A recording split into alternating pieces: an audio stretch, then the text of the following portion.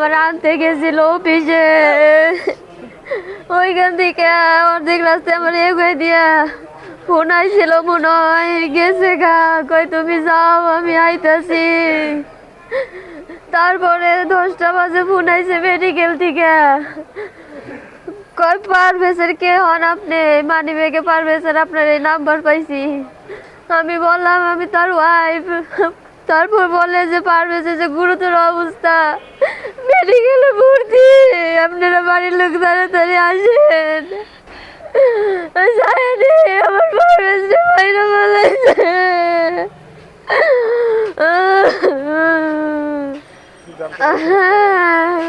আমার বন্ধু নাম শাহাদাত।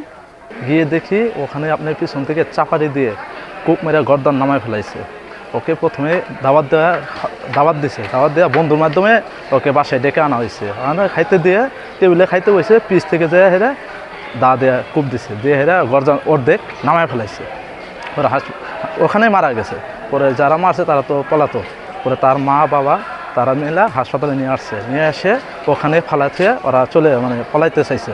আমি আমার ভাইয়ের বিচার না, আমি শুধু বিচার চাই কিসের? আমার যে আমার কাছ থেকে আমার একটা বোনের কাছ থেকে যারা আমার বাইরে কাইরা নিছে, আমি এই পুরা বিশ্ববাসীর প্রতিটা বোনের কাছে আমি আর বিচার চাই। আমার বাইরে কাইরা নিল কে?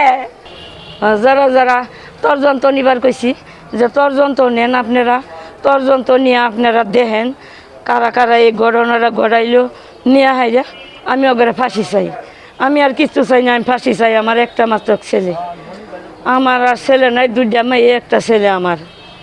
আমার আর দুনিয়াত কেউ নাই। একটা হত্যাকাণ্ডের ঘটনা ঘটেছে। হ্যাঁ, আমরা ঘটনাস্থল পরিদর্শন করেছি। ভিকটিম কেপিজে হাসপাতালে আছে, তাকে ধারালো অস্ত্র দিয়ে কুপিয়ে হত্যা করা হয়েছে। তার নাম পরিচয় পাওয়া গেছে?